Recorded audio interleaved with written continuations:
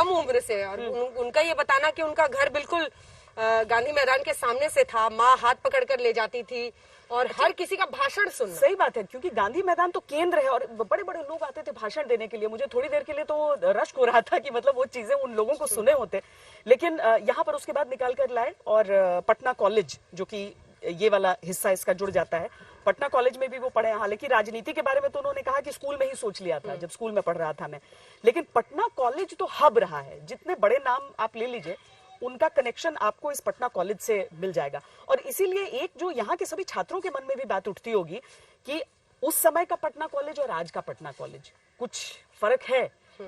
शिक्षा के लिए आज क्यों जाते हैं लोग बाहर? उस समय तो सब यही पढ़ा करते थे, बड़े बड़े नाम यहाँ से निकले। जो कहा है वो सुन लेते हैं। किस सब्जेक्ट में ऑनर्स था आपका यहाँ? पॉलिटिकल साइंस ऑनर्स में। अच्छा। वैसे मेरा इंटरमीडिएट में जो सब्जेक्ट था वो आर्ट्स का, सोशल साइंसेज का बेस था जी।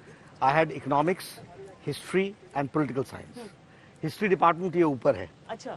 फर्स्ट फ्लोर पे हिस्ट्री डिपार्टमेंट है, उधर इकोनॉमिक्स डिपार्टमेंट है, इसके उस तरफ। बीच में ये लाइब्रेरी है, ये ऊपर वाली लाइब्रेरी है, और एडमिनिस्ट्रेटिव ब्लॉक पीछे है इसके। ये बीच में तो मैं यहाँ हिस्ट्री की क्लासेस लेने अटेंड करने आता था और इकोनॉमिक्स की क्लासेस अटेंड करने आता था। पॉलिटिकल साइंस पढ़ने के लिए मैं उधर जाया करता था। वो डिपार्टमेंट पॉलिटिकल साइंस का था और इंग्लिश कंपलसरी था, तो इंग्लिश पढ़ने आता था। मुझे याद है कि मैं जब ऑनर्स मैंने पॉलिटिकल साइंस लिया तो हिस्ट्री मेरा पास कोर्स था, तो पास कोर्स के भी क्लासेस लेने के लिए मैं यहीं आया करता था। उस समय का पटना कॉलेज और आज का पटना कॉलेज, उस समय की शिक्षा, आज की शिक्षा व्यवस्था, यहाँ पर फर्क पाते हैं? देखिए, सच्चाई ये है कि मैंने आपको बताया कि मेरे 15 बैचमेट्स आईएएस निकले, 15 आईपीएस निकले, और उस समय जयप्रकाश नारायण आंदोलन भी टॉप पर था, चरम शिखर पर था, पूरे ताकत के साथ आंदोलन था। यानी जब पॉलिटिकल अपहीवल भी था तब भी यहाँ पर एकेडमिक्स के लिए जोर कितना था इसका आप समझ सकते हैं, अंदाजा लगा सकते हैं।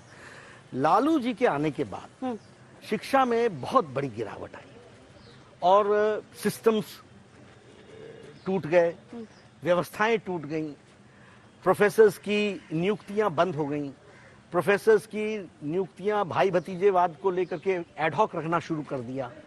तो अब एक समय अगर आप उठाएं WHO इंडो अमेरिकन रिलेशनशिप का, उसमें हु इज हु एक पुस्तक है, उसमें 20 से 25 बायोडाटा आपको पटना यूनिवर्सिटी के प्रोफेसर्स के मिलेंगे, the best professors we had. तो ये क्या हुआ, कहाँ हुआ? क्योंकि आज पॉलिटिकल लेवल पर जयप्रकाश नारायण आंदोलन के बाद जब लालू जी का राज आया तो शब्द अच्छा नहीं है, लेकिन चरवाहा विश्वविद्यालय यानी सारा बिहार चरागाह बन गया, और चरागाह बनते बनते चारा घोटाला तक पहुंच गया। अच्छा, लोग कहेंगे कि उस वर्ग की शिक्षा के लिए उन्होंने बनाया। हाँ, ठीक है, लेकिन हुआ क्या कि जो एस्टैब्लिश चीजें थी उनको आपने कोलैप्स करा दिया। अगर आप 80s तक की बात करेंगे तो दिल्ली जाना कम था। दिल्ली जाते थे पोस्ट ग्रेजुएशन के लिए, दिल्ली जाते थे यूपीएससी की तैयारी के लिए। +2 से कोशिश होती है। हाँ, +2 से सीधे। पर आप लोग कुछ कर पाए उस पर अपने सालों में? हाँ, बिल्कुल। जो एजुकेशन में 1000 crore rupees have been spent in last 3 years reestablishing system को फिर से वापस लाने के लिए। लेकिन एजुकेशन एक ऐसी चीज है और हेल्थ एक ऐसी चीज है, बनने में 10 साल लगते हैं और बिगड़ने में 5-7 साल लगते हैं। जिस दिन यहाँ पर आप चीजों को क्रिएट करने के लिए इंफ्रास्ट्रक्चर प्रोवाइड करेंगे तो यहाँ के बच्चे यहीं पर रहेंगे, कोई बाहर नहीं जाना चाहता। कोई मेस की का भोजन करना किसी को भी पसंद नहीं, सब चाहते हैं घर में रहना चाहते हैं। हम कॉरिडोर की तरफ चलते हैं। और मुझे श्वेता जी यही रहने का मौका मिला।